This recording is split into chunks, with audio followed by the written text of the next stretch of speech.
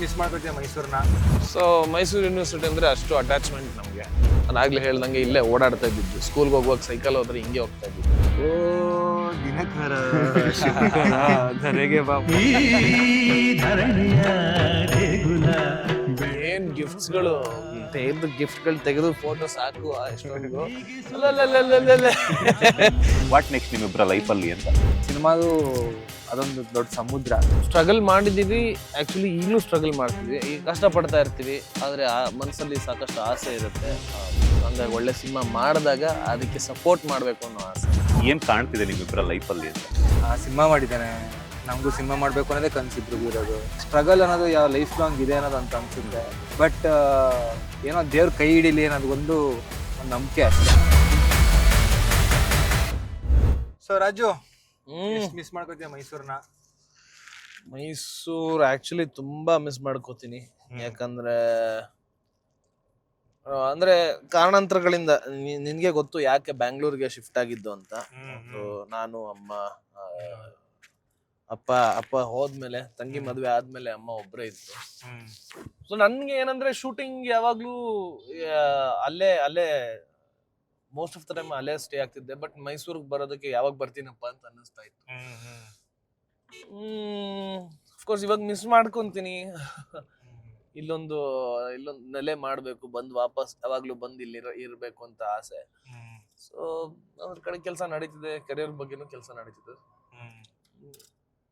Miss ಆಗುತ್ತೆ. ನಮ್ಮೂರು ನೆನಪುಗಳು ಬಂದಾಗೆಲ್ಲ ಆಗ್ತಿರುತ್ತಲ್ಲ. ವೆರಿ ಸೂನ್ ಒಂದು ಮನೆ ಕಟ್ಸೋ ಇಲ್ಲಿ. Yeah definitely. ಪಕ್ಕದಲ್ಲಿ ಸೈಟ್ ಇದ್ರೆ ಖಾಲಿ ಹೇಳು, ನಾನು ಅದನ್ನ ಕಟ್ಸ್ಕೊತೀನಿ. ಯಾ 100%.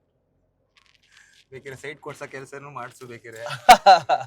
ಆ ಲೆವೆಲ್ ಬೆಳಿಗುರು ಮಾಡೋಣ, ಎಲ್ಲ ಒಟ್ಟಿಗೆ ಮಾಡ್ಬೇಕು ಕಣ. ಖಂಡಿತ. ಇನ್ನು ಹೇಳು, ತೀರ್ಥರೂಪ ತಂದೆಯವರ ಬಗ್ಗೆ ಹೇಳು. ತೀರ್ಥರೂಪ ತಂದೆಯವರು ಸಿನಿಮಾ ಆಯ್ತು. ನೀನ್ ಮದ್ವೆ ಆಗೋದ್ ಯಾವಾಗ, ತಂದೆ ಆಗೋದ್ ಯಾವಾಗ? ನಿನ್ಗೆ ನಿನ್ ಮಗ ತೀರ್ಥರೂಪ ತಂದೆಯವರಿಗೆ ಅಂತ ಇರೀಕ ಯಪ್ಪ. ಸೊ ಮೈಸೂರು ಯೂನಿವರ್ಸಿಟಿ ಅಂದ್ರೆ ಅಷ್ಟು ಅಟ್ಯಾಚ್ಮೆಂಟ್ ನಮಗೆ. ಯಾಕಂದ್ರೆ ನಾನು ಆಗ್ಲೇ ಹೇಳ್ದಂಗೆ ಇಲ್ಲೇ ಓಡಾಡ್ತಾ ಇದ್ದಿದ್ದು. ಸ್ಕೂಲ್ಗೆ ಹೋಗುವಾಗ ಸೈಕಲ್ ಹೋದ್ರೆ ಹಿಂಗೆ ಹೋಗ್ತಾ ಇದ್ದಿದ್ದು. ಸೊ ನಿಂದೇನಾದ್ರು ಹೇಳಿ. ನಂದು ಸೆಂಟ್ ಜೋಸೆಫ್ ಕಾಲೇಜ್ ಇದೆ, ಅದಾದ್ಮೇಲೆ ಇಂಜಿನಿಯರಿಂಗ್ ಸೇರ್ಕೊಂಡಿದ್ದೆ. First engineering JC college. So JC ಕಾಲೇಜ್ಗೆ ಹೋಗ್ಬೇಕಾದ್ರೆ ಇದೇ ರೂಟಲ್ಲಿ ಹೋಗ್ತಾ ಇದ್ದಿದ್ದು. ಸೊ ಇಲ್ಲಿಂದ ಹೋಗ್ಬೇಕಾದ್ರೆ ನನ್ನ ಫ್ರೆಂಡ್ ನಾನು ಬೆಳಿಗ್ಗೆ ಹೊತ್ತು ಒಂದು ಸಾಂಗ್ ಹಾಕೊಂಡು ಹೋಗೋದು ನೆನಪಾಗುತ್ತೆ. ಯಾವ ಸಾಂಗ್? ಓ ದಿನಕರ ಧರೆಗೆ ಬಾಬು ಓಂ ಸಾಂಗ್ ಹಾಕೊಂಡು ನಾನು ಅವನು ಬೈಕಲ್ಲಿ ಒಟ್ಟಿಗೆ ಡೈಲಿ ಹೋಗ್ತಿದ್ವಿ. ಅವ್ನು ಪಿಕ್ ಮಾಡ್ತಿದ್ದೆ ಡೈಲಿ. ಪಿಕ್ ಮಾಡಿದ ತಕ್ಷಣ ಅವ್ನಿಗೆ ಬೈಕ್ ಕೊಟ್ಬಿಡ್ತಿದ್ದೆ, ನಾನು ಹಿಂದೆ ಕೂತ್ಕೊಳ್ಳುವೆ. ಹಿಂಗ್ ಸಾಂಗ್ ಹಾಕೊಂಡು ಅದೊಂಥರ ಜೋಶ್. ಓಂ ಸಾಂಗ್ಗಳ ಹಾಕೊಂಡು ಹೋದ್ರೆ ಒಂಥರ ಮಜಾ ಇರೋದು. ಸಾಂಗ್ ನೆನಪಾಗುತ್ತೆ ನಡ್ಕೊಂಡು ಹೋಗ್ತಾ ಇದ್ದೆ. ಎಷ್ಟು ಪ್ರೌಡ್ ಅನ್ಸುತ್ತೆ ನಿಮ್ಗೆ ಲೈಕ್ ಈ ಒಂದು ಯೂನಿವರ್ಸಿಟಿಯಲ್ಲಿ ಓದಿರೋದು? ಅಂದ್ರೆ ಮೈಸೂರು ಯೂನಿವರ್ಸಿಟಿ ಒಂಥರ ಟಾಪ್ ಯೂನಿವರ್ಸಿಟಿನೇ ಇದೆ. ನಮ್ಮ ಮೈಸೂರವ್ರಿಗೆ ಅದೊಂದು ಗಾಡ್ ಗಿಫ್ಟ್ ಅದು. ನಮ್ಗೆ ಇಲ್ಲಿನ ಮೈಸೂರು ಯೂನಿವರ್ಸಿಟಿ ಅಥವಾ ಮಹಾರಾಜ ಕಾಲೇಜು ಅನ್ನೋದೆಲ್ಲ ನಿಮ್ಗೆ ಅದು ತುಂಬಾ ವರ್ಷದಿಂದ ಕಟ್ಟಿರೋದು. ಸೊ ಅಲ್ಲೆಲ್ಲ ಅಂತ ಬಿಲ್ಡಿಂಗ್ಗಳು, ಇದು ಒಂಥರ ಮೈಸೂರು ಪ್ರೈಡ್ ಅದು. ಸೊ ಖುಷಿ ಅಂತೂ ಇದೆ, ಬಟ್ ಚೆನ್ನಾಗಿ ಓದಿಲ್ಲ ಅನ್ನೋ ಒಂದು ದುಃಖನೂ ಇದೆ.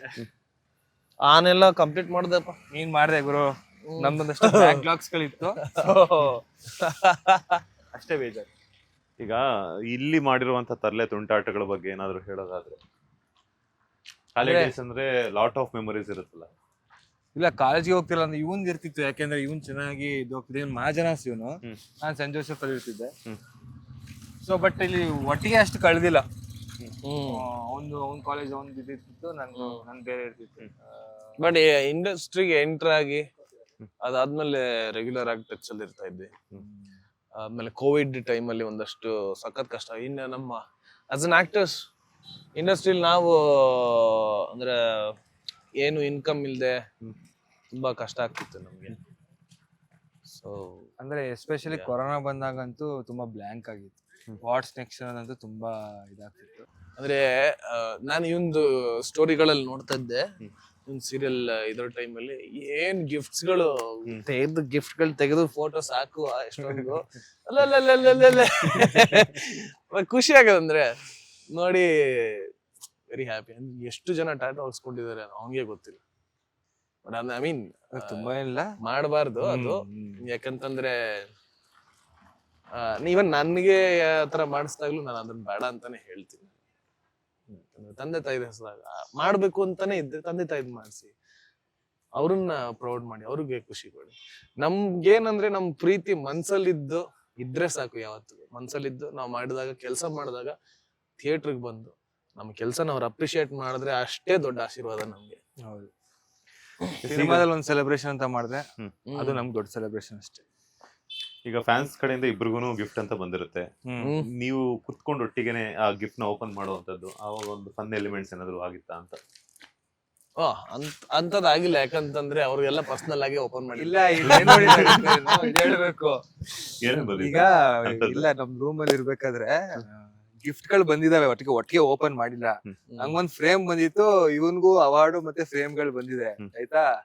ನಾವು ವಾರ್ಡ್ರೂಮ್ ಇರುತ್ತಲ್ಲ, ಮೇಗಡೆ ಒಂದು ಕ್ರಿಕೆಟ್ದು ಮತ್ತೆ ಅವ್ನ ಫ್ರೆಂಡ್ ಫ್ಯಾನ್ಸ್ ಕಳ್ಸಿರೋದು ಫ್ರೇಮು ಅದಿತ್ತು, ಪಕ್ಕದಲ್ಲಿ ನಂದು ಇತ್ತು.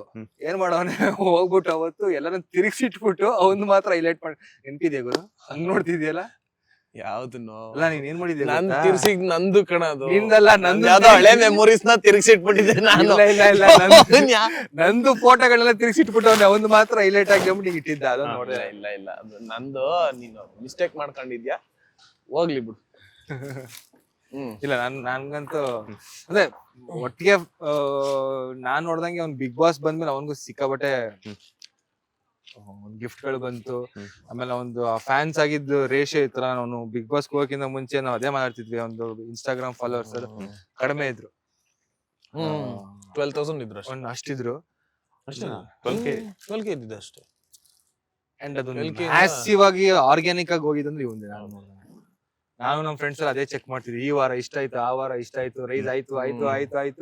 ಈಗ ಒಂದು ಆಲ್ಮೋಸ್ಟ್ 5 lakhs ವರ್ಗು ಹೋಗಿದೆ. ಖುಷಿ ನನ್ಗೆ. I want to ask you, ನಿಮಗೆ best gift from a fan ನಿಂದ ಹೇಳೋ, ನಾನು ನಂದು ಹೇಳ್ತೀನಿ. ಅಂದ್ರೆ ಅವರು ಪ್ರೀತಿಯಿಂದ ಸಣ್ಣದಾಗ ಏನೇ ಮಾಡಿದ್ರು ಅದು ಅಷ್ಟೇ ಖುಷಿ ಆಗುತ್ತೆ ನಮ್ಗೆ. Something very memorable for you. ನಂಗೆ ತುಂಬಾ ಬಂದಿದೆ, ಅಂದ್ರೆ ಕಾಸ್ಟ್ಲಿಯಸ್ಟ್ ಗಿಫ್ಟ್ ಗಳೆಲ್ಲ ಬಂದಿದೆ. ಅದು ನಂಗೆ ಖುಷಿ ಕೊಡೋದಕ್ಕಿಂತ ಹೆಚ್ಚಾಗಿ ಒಬ್ರು ಎಫರ್ಟ್ ಕೂಡ ಎಫರ್ಟ್ ಇದೆಯಲ್ಲ ಅದು. ಅಂಡ್ ಒಂದು ಹುಡುಗಿ ನನ್ಗೆ ಶೂಟಿಂಗ್ ಸೆಟ್ಗೆ ಹುಡ್ಕೊಂಡು ಬಂದಿದ್ರು ಅವರು. ಒಂಥರ ಫುಲ್ ಆಲ್ಬಮ್ ತರ, ಇಷ್ಟು ದಪ್ಪ ಇತ್ತು, ಆಲ್ಬಮ್ ತರ ಇತ್ತು ನಂದೆಲ್ಲ ಫೋಟೋಗಳು. ಅದಕ್ಕೆಲ್ಲಾನು ಬರ್ಕೊಂಡು. ಅಂಡ್ ಅದ್ ಹೆಂಗೆ ಗೊತ್ತಾ, ಅದನ್ನ ಹಿಂಗ್ ಪ್ರೆಸ್ ಮಾಡಿದ್ರೆ ಹಿಂಗ್ ಓಪನ್ ಆಗೋದು, ಹಿಂಗ್ ಪುಲ್ ಮಾಡಿದ್ರೆ ಇನ್ನೊಂದಿಲ್ಲ ಮೆಸೇಜ್ ಬರೋದು, ಆತರ ತುಂಬಾ ಫ್ಯಾನ್ಸಿಯಾಗಿ ಮಾಡಿದ್ರು. ಅದು ಯಾವ್ದೇ ತರ ಮಾಡ್ಸ್ಕೊ ಬಂದಿರೋದಲ್ಲ, ಅದು ಅವರೇ ಅವ್ರ ಕೈಯಿಂದ ಮಾಡ್ಕೊ ಬಂದಿರೋದು. ಅದ್ ನೋಡಿದಾಗ ನಂಗೆ ಫುಲ್ ಖುಷಿ ಆಗ್ಬಿಟ್ಟಿತ್ತು. ಅಂದ್ರೆ ಡೆಫಿನೆಟ್ಲಿ ಅದೊಂಥರ ಎಷ್ಟು ಎಫರ್ಟ್ ಹಾಕಿದಾರೆ ಗುರು ಅಂತ ಅನ್ಸುತ್ತೆ. ಇಷ್ಟು ದಪ್ಪ ಡೈರಿ ಇದೆ ಗುರು ಅದು. ಆಲ್ಮೋಸ್ಟ್ ಅದ್ ಮಾಡಕ್ಕೆ ಒಂದ್ 20-30 ದಿನ ತಗೊಂಡ್ರಂತೆ, ಅಷ್ಟು ಎಫರ್ಟ್ ಹಾಕಿ ಮಾಡಿದ್ರೆ. ಅದು ನಂಗೆ ತುಂಬಾ ಮೆಮೊರಿ ಇದೆ.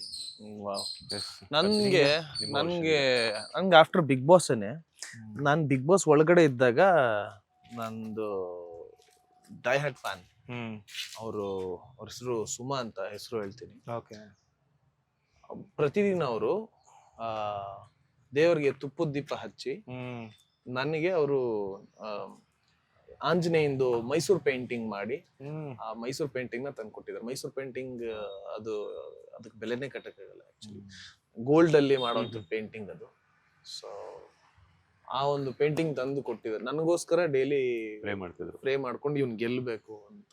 ಸೊ ದಟ್ ವಾಸ್ ಅಂದ್ರೆ ಸೋ ಸೆಲ್ಫ್ಲೆಸ್ ಅಲ್ಲ ಅಭಿಮಾನಿಗಳು. ಅದೊಂದು ಏನಂತಂದ್ರೆ ತಾವು ತಮಗೇನು ಬೇಡ್ಕೊಳ್ದೆ ಇನ್ನೊಬ್ಬರಿಗೋಸ್ಕರ ಬೇಡ್ಕೊಡೋದಿದೆಯಲ್ಲ, ಅವ್ರು ಗೆಲ್ಲಿ, ಅವ್ರು ಚೆನ್ನಾಗಿರ್ಲಿ ಅನ್ನೋದು ಅಂಥದ್ದು.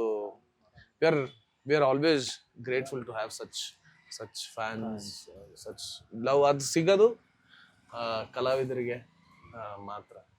ಲೇಟೆಸ್ಟ್ ಹಾಗೂ ಇಂಟ್ರೆಸ್ಟಿಂಗ್ ಸುದ್ದಿಗಳಿಗಾಗಿ ಬಾಸ್ ಟಿವಿ ಕನ್ನಡ ಚಾನೆಲ್ನ ಸಬ್ಸ್ಕ್ರೈಬ್ ಮಾಡಿ. ಹಾಗೆಯೇ ಬೆಲ್ ಐಕಾನ್ ಪ್ರೆಸ್ ಮಾಡಿ. ಇದರ ಜೊತೆಗೆ ಫೇಸ್ಬುಕ್, ಇನ್ಸ್ಟಾಗ್ರಾಮ್, ಎಕ್ಸ್ನಲ್ಲೂ ಮಿಸ್ ಮಾಡದೆ ಫಾಲೋ ಮಾಡಿ.